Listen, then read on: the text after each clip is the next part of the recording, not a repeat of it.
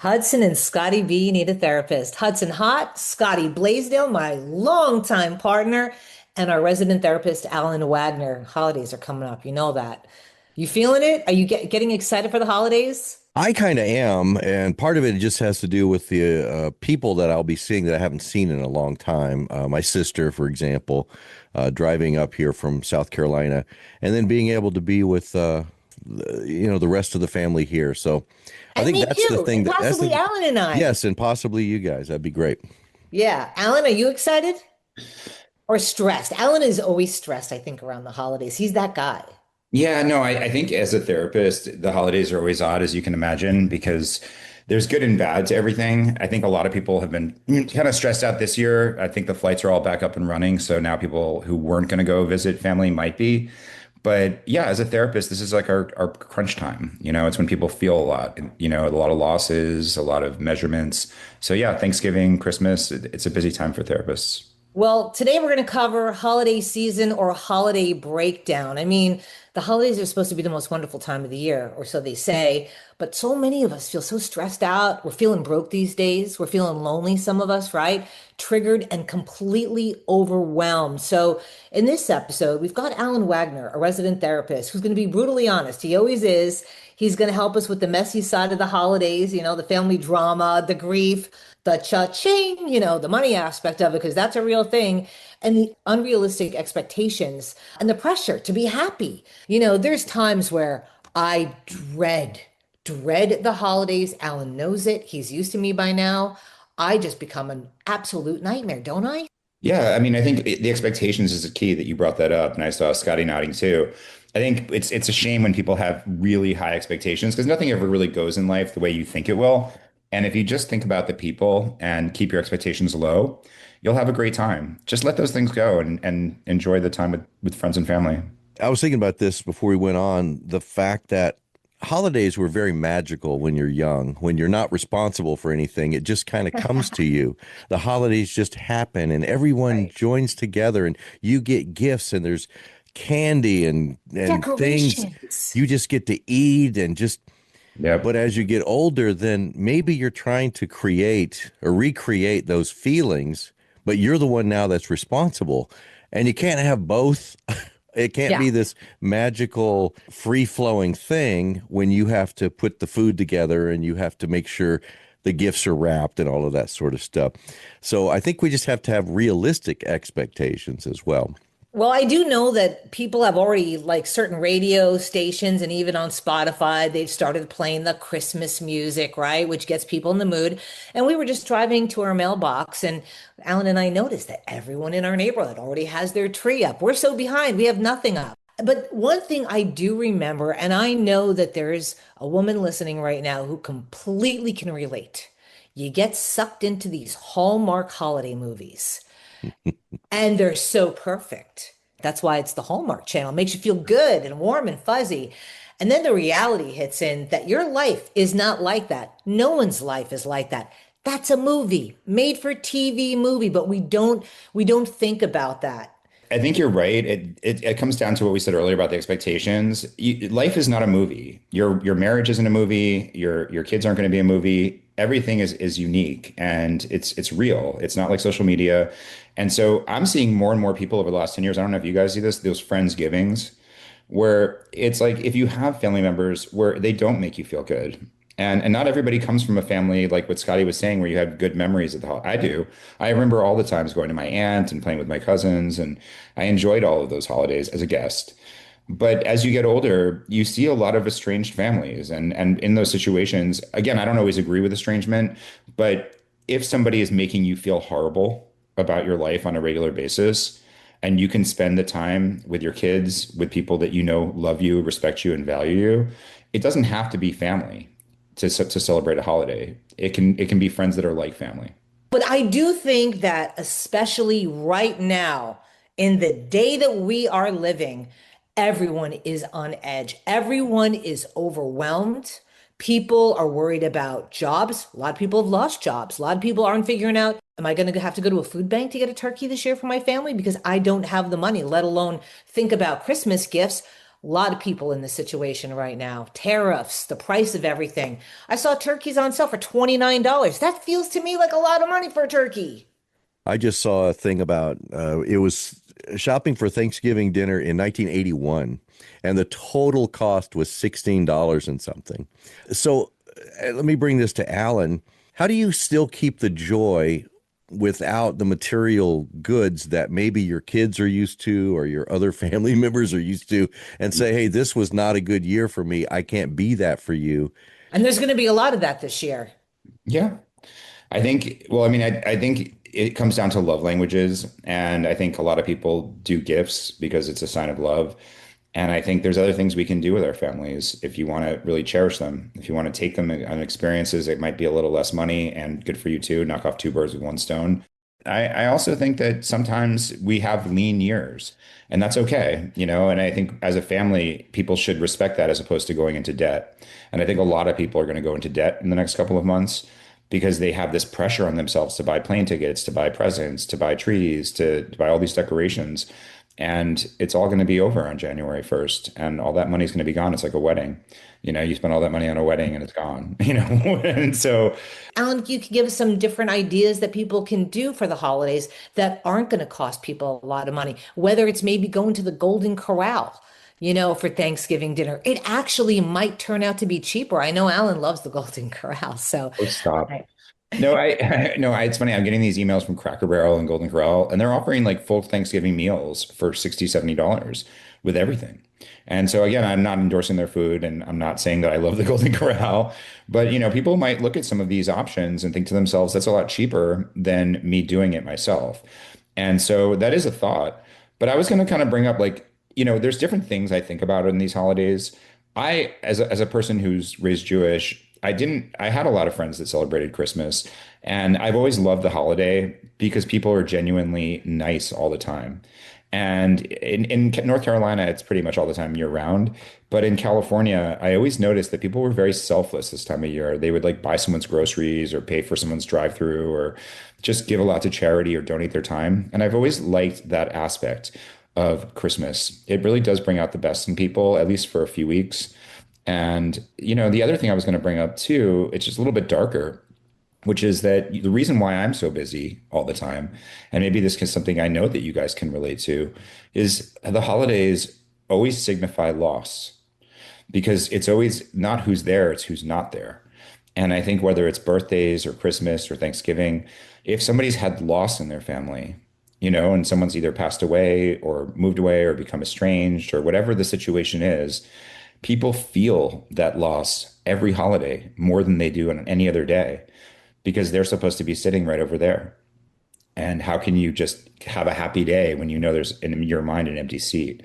And yeah. so I think a lot of people who have gone through divorces or who have lost children or who have lost parents or any kind of relative that's close to you, a sibling, these days are hard because as much as you want to be joyous for everyone else, it's also a day, like I said, it's not who's there, it's who's not. I think as well, even parents who have become empty nesters, Oh yeah. and their kids are off doing other things. And I think just to remind, if you're the younger person, even if you're our age and you have existing parents, that time with them really matters, especially around the holidays. Yeah. So yeah, it's an inconvenience maybe, but make that extra effort and it truly is appreciated. It is that time that is the best gift. I really believe that. My sister shared something one time, I think it was on social media, but it's stuck in my brain. It said, instead of spending the money to come to my funeral, Yeah. why don't you spend the money now and come visit me? Ooh. Well And said. that's pretty deep, That right? is really deep, and it's true. It took me a very long time to go back and visit my mom because at the time I didn't have the time and I also didn't have the money. And it's like what you said, that just hit me really. I mean, spend the money now. It breaks my heart as a society how I started my career working with seniors, Scotty. And so I don't know if everybody knows this, but I saw a lot of people and they didn't have any friends. Their kids never came to visit them. If they didn't live in a home, they lived in some crappy apartment that they were hoarding in.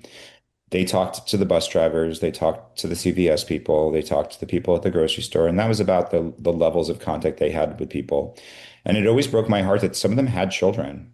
And the children, maybe once a year would come, and maybe they would call them every few months, but some people don't call their parents every day or regularly, and some people don't come and see their parents. And you're absolutely right. It's a very hard time as you get older and people start to pass away in your life, and all you have is your kids and your grandkids. And when people minimize that because they live in other cities or they have other options, it sucks. And I hope that that's not the case for me as I get older. It's true. And yeah, another thing that I think also comes into play over the holidays, there are a lot of people who might have new blended families. And that can be a really difficult and stressful time for somebody who's newly married, who's brought their families in, and the interactions and the things that people go through. Do you deal with any of that, Alan? I mean that, but even more specifically, Hudson, it's newly married people of all kinds because there's always two people with two sets of parents. And, whether they're having a baby and who gets to be in the delivery room or whether they're hosting Thanksgiving or Christmas, it's a sign of value. And even though it doesn't seem like a Right. big deal to the couple, it's like, oh, we're going to go to her family's house. The other family notices how many times it goes that way and not the other way. And so just Correct. always be aware that there is scorekeeping going on between in-laws in general. And if you're going to spend Christmas with one family or you're going to spend Thanksgiving with another family or Mother's Day, try to be equitable and make everybody feel important because everybody's insecure as humans. And, it's hard sometimes when you look at your kids and your grandkids and you feel the other side is winning. So let me ask you this, because you got sometimes young couples, or even now in this world, a lot of times you have the two people that had relationships, they got divorced, and now they found each other, and you come from these different traditions for the holidays. So how do you reconcile, hey, this is so important to me. Oh, but this is what's important to me. Look, as an interfaith couple, we could speak to that. I mean, Yeah. I don't really feel comfortable with big Christmas trees everywhere and all of that. I'm okay if she wants to do the stockings. I'm okay with, I want her to still have her tradition. She's not super religious, but at the same time, I also want to respect where I come from. And so, eating a giant ham or sitting there, with Christmas trees everywhere, it's not something that's going to make me feel good. And so we have to find that middle ground. It could be turkey, not ham. It could be lots of things that you can do to It's sort of, a small tree, not a big one. You throw in the Adam Sandler Hanukkah yes, you heard song. the Hanukkah song from Adam Oh, Sandler, of course.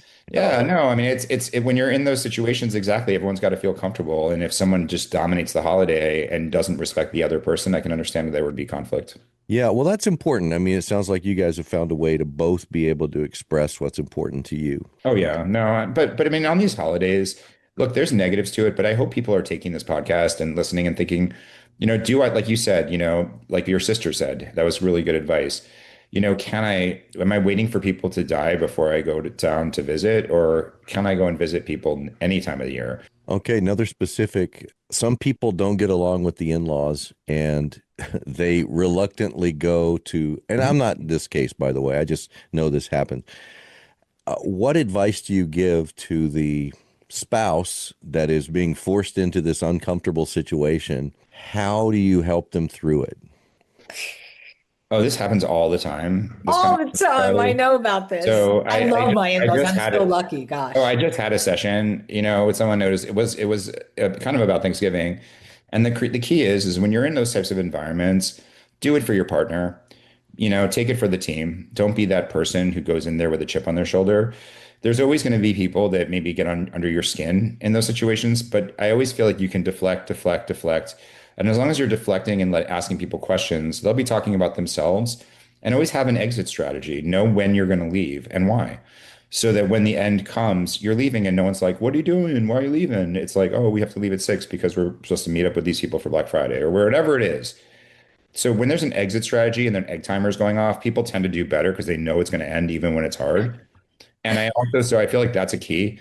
And a couple should also have strategies.